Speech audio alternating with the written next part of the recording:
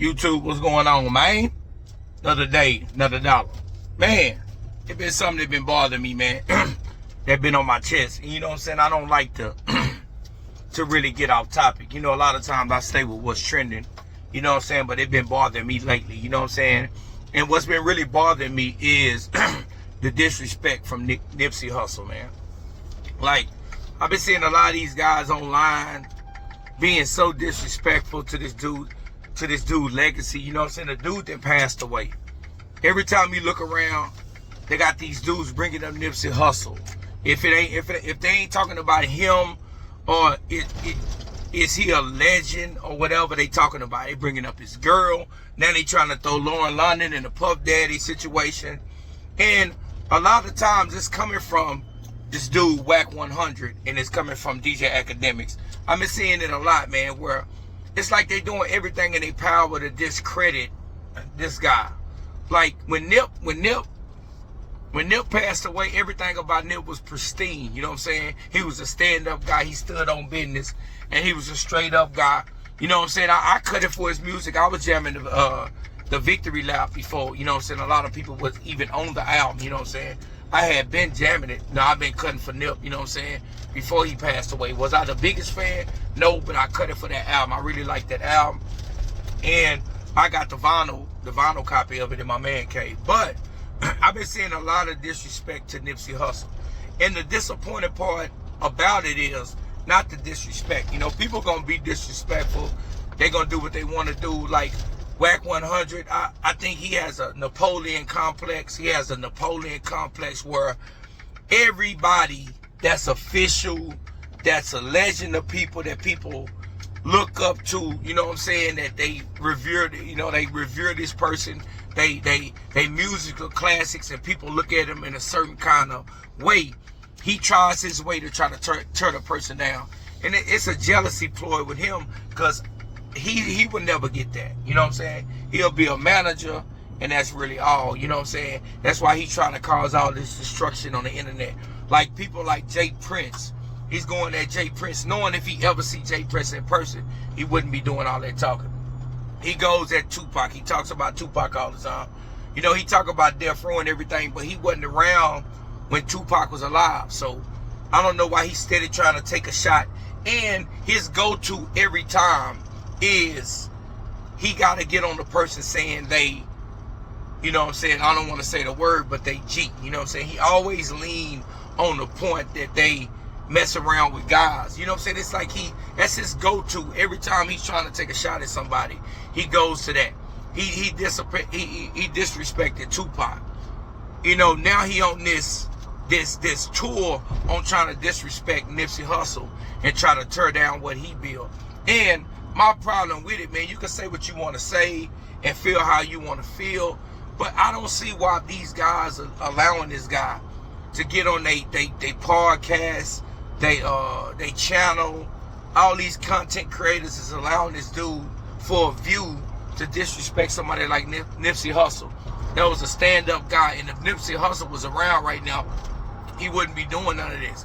It's like he's one of them guys that it's like it's a jealous thing. You know what I'm saying? When he see a dominant alpha man, and he's a little short, little stubby, potato head, crazy looking dude, you know what I'm saying? So it's the haterism that comes out of him, and he tries his best to try to turn down the person's credibility. Nipsey Hussle, if you liked him or not, man, he was what he did. I think what he stood on, you know what I'm saying, the kind of person he was, you know, I think he's a legend. And I think a lot of times a legend don't necessarily have to be how many records you done sold.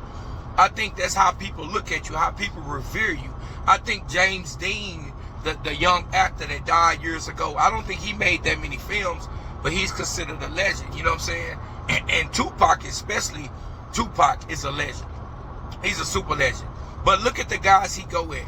Jay Prince, he screams so loud at Jay Prince. He know Jay Prince can't do nothing to him or anything.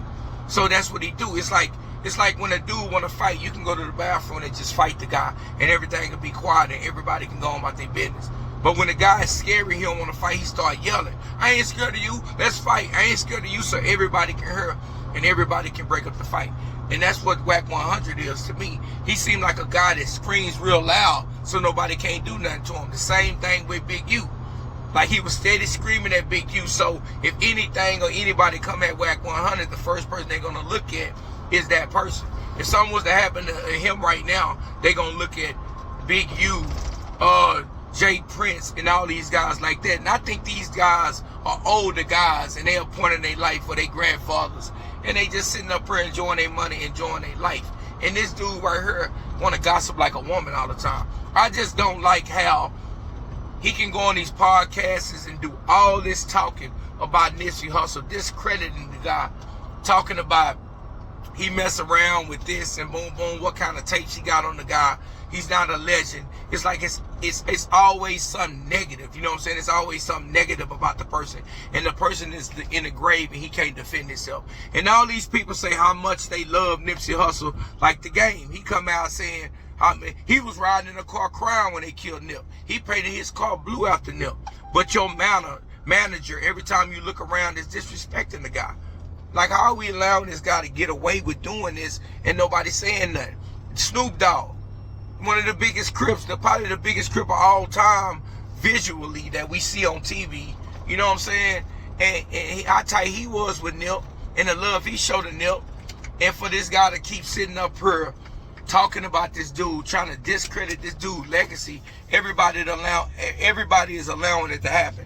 And I ain't saying you supposed to go over and fight the dude or do anything to this dude, but y'all should come in unity and keep this dude out the mix where he can't be sitting over here doing this. And now, on top of that, it wasn't enough to go after the guy's legacy or all this stuff about the tapes, or go after this guy, constantly going after this guy.